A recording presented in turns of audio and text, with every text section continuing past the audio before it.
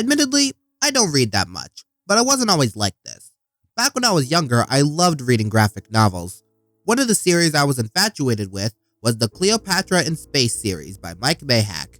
Dude just woke up one day in 2007 and said, "What if Cleopatra, but space?" Then he made Cleopatra plus space and developed a webcomic, running from 2009 to 2012. The idea gained traction, and 4 years later, with a little help from graphics publishing, Book 1 came out. And 6 years after that, in 2020, the full series was completed, as one of the best books I have ever read. Meanwhile, somewhere in between, some bigwigs over at DreamWorks Animation decided, let's do that. And in 2019, we got Cleopatra in Space, a Peacock original, created by Doug Mondale and Fitzy Fitzmaurice. Rated TVY7, oh goody. It's one of the adaptations I have ever seen. Now before I continue, I just want to let you know that this will most likely not be a proper review or eloquent video essay about these properties. Just the book came out 10 years ago today, and I couldn't pass up the opportunity to talk about both of the series. Also, I am slightly biased as I enjoyed the books more growing up with them. Just thought I'd make that clear. So without further ado, let's discuss some, hopefully not as disorganized as I think, thoughts about Cleopatra in Space, a universe subdued. The original Cleopatra in Space is a science fiction sextology that follows a teenage Cleopatra Philopator VII, transported thousands of years into the future to the Nile Galaxy, where she not only has to adjust to her new life at the Assyro Academy on planet Mayat, but also fulfill a prophecy detailing her triumph over the evil overlord Zaius Octavian and his army of Xerxes soldiers. The series features a ton of colorful characters, such as Aquila Theoris, studious bookworm, Cleo's roommate and best friend, Brian Bell, mutual friend of the two, sanctioned tech guy, and Kenzo Kassar, Cleo's feline advisor and history professor. As the books go on, Cleo learns more about the future, the prophecy, and how to act as a proper prophesized savior of the Nile, all while keeping sharp on her combat skills and learning to control a strange power she possesses. Surround this with underlying tones of mystery and connected to themes of heroism, betrayal, and leadership, and you've got a pretty gripping graphic novel. Meanwhile, the cartoon, being TVY7, seems to throw most of the mature stuff away. The betrayal, the body counts, all that. Although trying to respect the source material, the adaptation seems to fail in telling the same story on multiple levels, due to the things they added, and probably worse, the things they cut out. However, before I get all crabby, I should start with the things I like, or at least notice that I didn't hate about the cartoon. Although very different from the books, the art style and animation are top-notch. All the character designs are pretty appealing and well put together, and the backgrounds are beautiful. The voice acting is great, even if Cleo feels a bit off at times. Apparently her actor was a bit of a neophyte to voice acting at the time. The music's pretty cool, even if the closing theme sounds a lot like the outro meme. Like you hear it, right? But sadly, even all this can replace the loss of the most central aspect of the Cleopatra in Space narrative. It's the most important aspect of the Cleopatra in Space books. I mean, the prophecy is a driving factor in the existence of the narrative, and it's brought up or expanded upon in each book. Target practice. We receive a quick overview of the basics, blah blah blah evil guy, blah blah blah sacred scroll, blah blah blah you're stuck here, please help. The prophecy is even tested by a mission to retrieve an ancient powerful artifact related to it. The Thief and the Sword. We get most of the prophecy written out for us. A hero will arrive from Earth, daughter of Orleans, descendant of Soda, when the moon of Duat has reached its peak on the eve of the Golden Lion. She will wear the crown of the Ibis. She will join in your fight. She will contain lost knowledge. She will offer hope from your blight. The serpent will fall by her sword. The ape will cower by her might.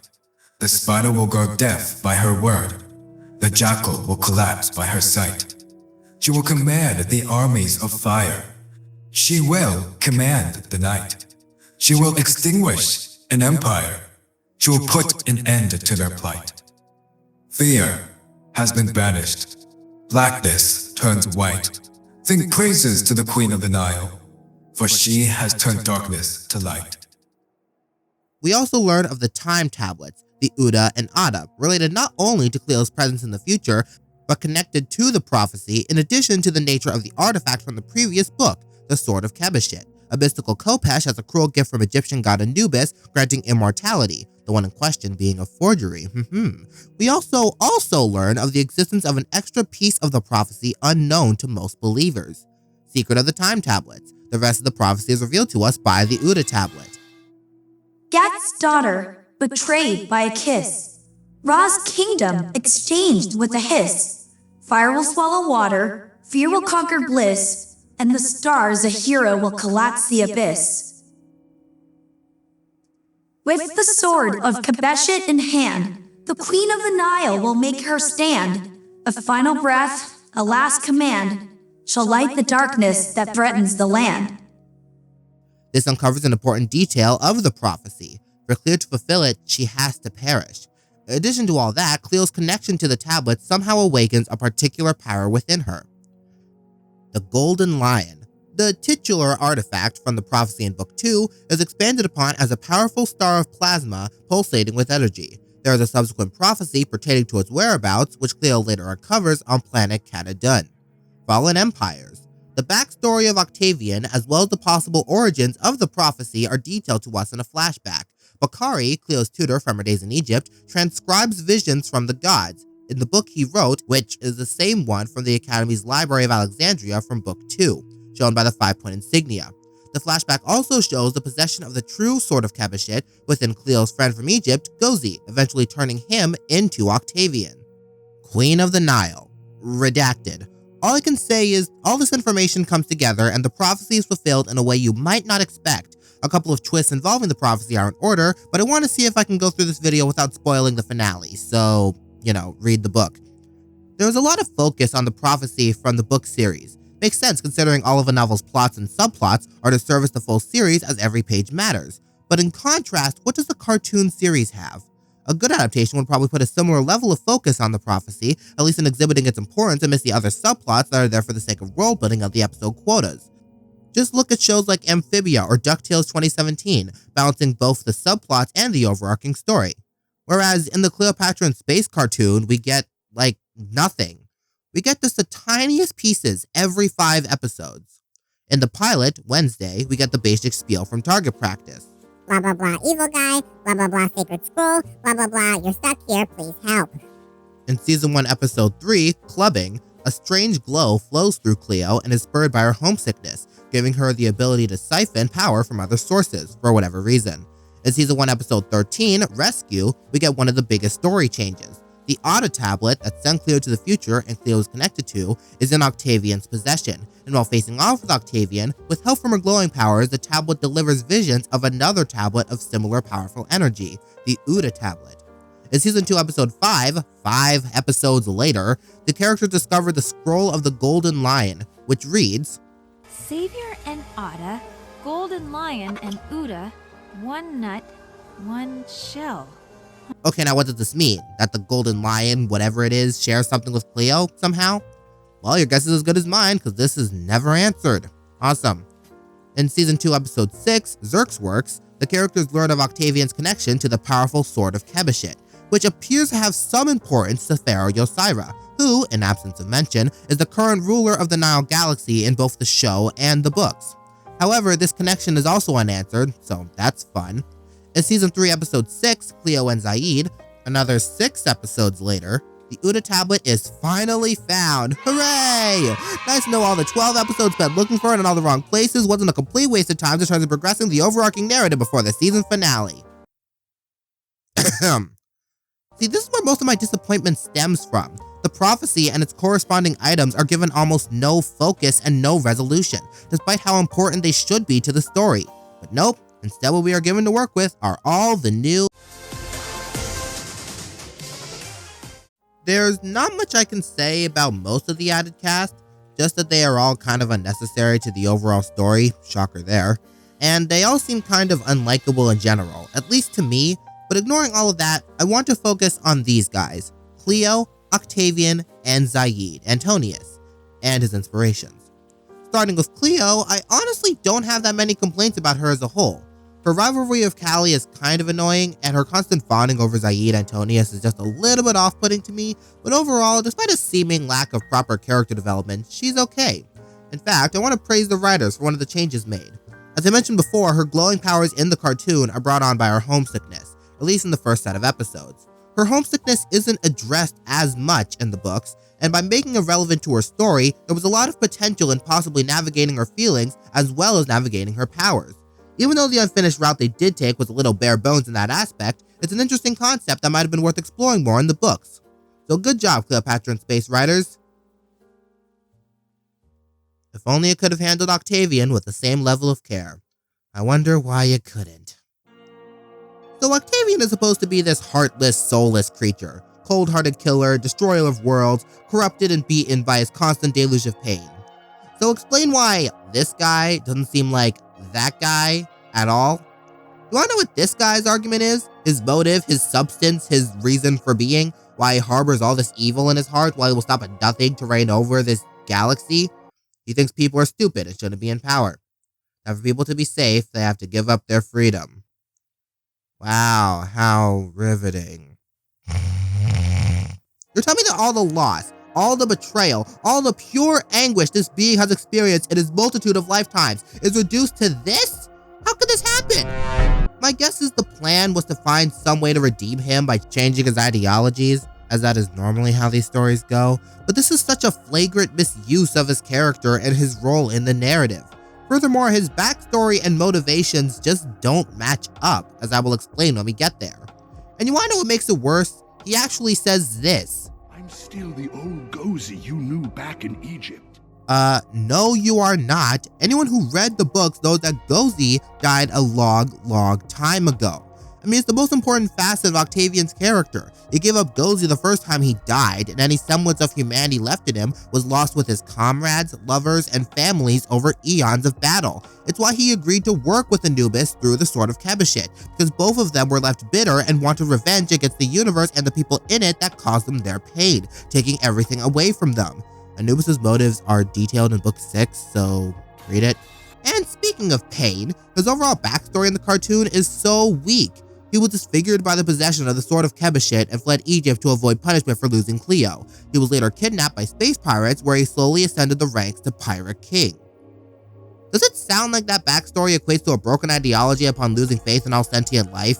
Like, who specifically disappointed him anyway? To give the cartoon credit, the abduction thing and the blame for Cleo's disappearance thing did happen, but that wasn't the full story. Remember all the stuff I just said about the millennia of battle, loss, and pain? That stuff just didn't happen in the cartoon, for whatever reason. And bringing it back to the whole prophecy thing from the beginning of the video, one important detail from the book that was overlooked was that Gozi and Bakari, Cleo's tutor if you remember, went through the space pirate thing together. For context, before the invasion, both Gozi and Bakari were jailed for Cleo's disappearance, being the last people to see her alive. And when Egypt was invaded, they were forced to work for the space pirates in exchange for their lives. During their time with the pirates, Bakari studied the time tablets and had those visions from the gods that he transcribed into his book. And part of that book were the first translations of Cleo's prophecy. Bakari wrote the prophecy. Without him, the prophecy wouldn't have been properly documented, making it the more frustrating that there is no corresponding character to Bakari anywhere in the cartoon. There is no full documentation of the prophecy anywhere, which feels so wrong. Hey, sorry to go deeper into this tangent, but upon further consideration, I accidentally omitted something. In that school break episode, I completely forgot about this thing called the Prophecy Stone, a separate stone tablet with Egyptian hieroglyphics, detailing the whereabouts of the Golden Lion Scroll on planet Chios. However, I believe my point still stands, considering that's all the information we get from the stone, despite what it is named. We don't even know if the stone is where the actual prophecy came from, we just have to assume. Anyway, bullying comments averted, back to Octavian. I feel another way Octavian is mishandled is in his approach. In the books, he is much more of a strategic thinker. He works patiently and methodically, and when necessary, he hits where it hurts, with betrayals and executions abound. Heck, he sees patience as his most valuable asset in the war. Roleplay in 5D chess while everyone else is stuck with like 3.5 checkers. Meanwhile, in the cartoon, he doesn't seem to put as much thought into his plans and is constantly on the offense, using drones or people of very questionable competence and ability instead of waiting for his enemy to come to him. It's not as clever, it's just kind of boring, repetitive, and predictable. In the books, he's pretty much the smartest, most dangerous man in the galaxy, especially considering that he destroyed all digital records of the galaxy's information in what is known as the Blight.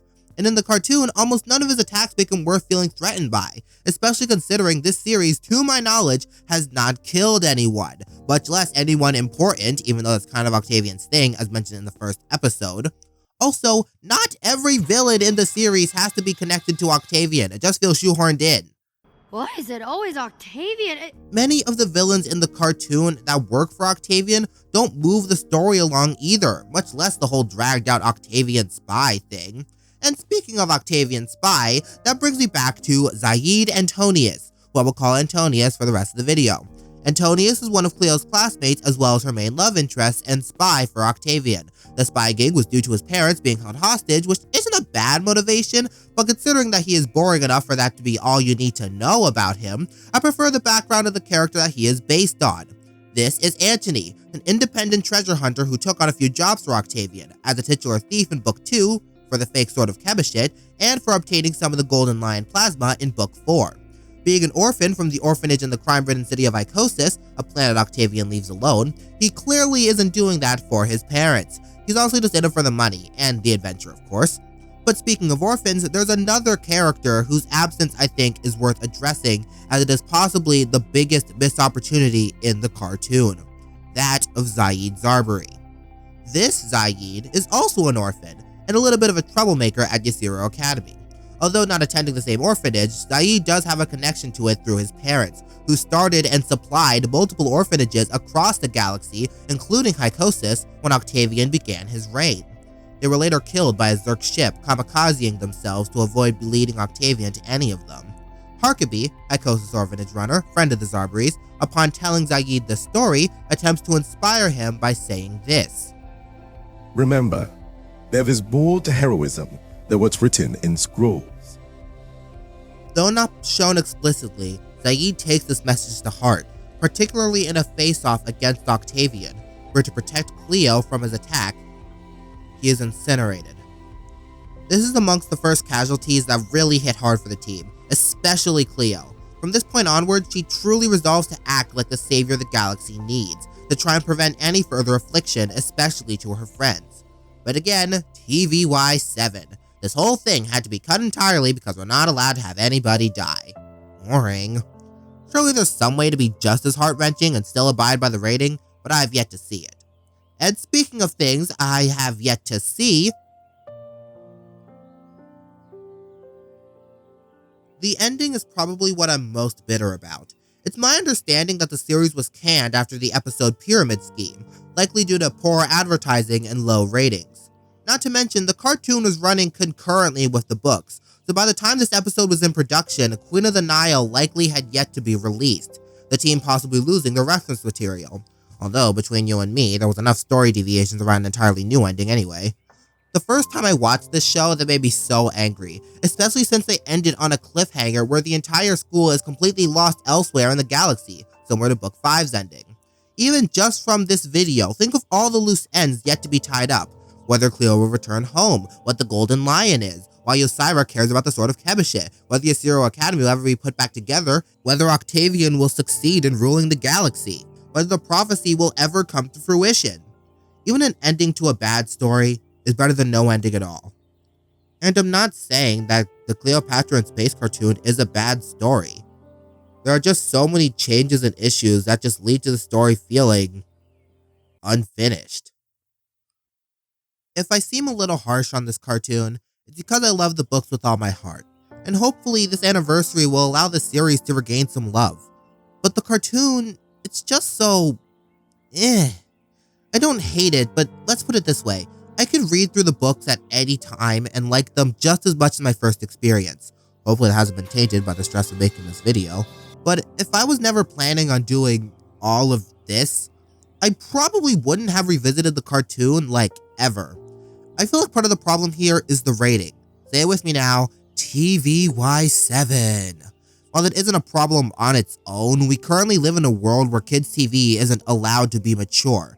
And I feel the show might have truly found an audience if it was made for people who either grew up with the books or if it had a similar age rating as the books themselves. just something that would allow them to be more mature and put together in their storytelling. Something with a little less levity, a higher sense of maturity, and much, much less potty humor. For goodness sake, so many fart jokes, kill me now. This has been a Simply Doodled Studios production. Thank you for watching, and good night. This has been a Simply Doodled Studios production.